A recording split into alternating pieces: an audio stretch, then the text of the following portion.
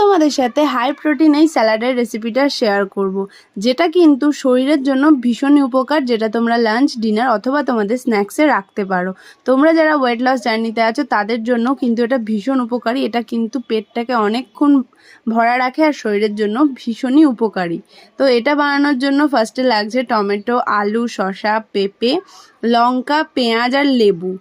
আর তারপরে ছোলাগুলো সেদ্ধ করে নেব, ছোলা আর আলুটা সেদ্ধ করে নেব। পেঁপে, শসা, টমেটো, পেঁয়াজ এগুলো কুচি করে নিয়েছি। তারপরে একটা বাটিতে ছোলা, খুব অল্প পরিমাণে আলু নিয়েছি যেহেতু এটা ওয়েট লসের জন্য। তারপরে পেঁপে নিয়েছি, মানে কাঁচা পেঁপে। তারপরে টমেটো, পেঁয়াজ, শসা, লঙ্কার গুঁড়ো, ভেজে রাখা জিরে গুঁড়ো, নুন, উপর থেকে ছড়িয়ে দিলাম লেবুর রস। তারপরে ভালো করে মিক্স করে নিয়েছি। জিরের গুঁড়োটা কিন্তু আমি ফ্লেভারের জন্য দিয়েছি, তোমরা চাইলে স্কিপ করতে পারো। তারপরে ওপর থেকে টক দই দিয়ে গার্নিশ করে নিলেই রেডি টেস্টি এই হাই প্রোটিন স্যালাড রেসিপি। অবশ্যই কিন্তু ট্রাই করো।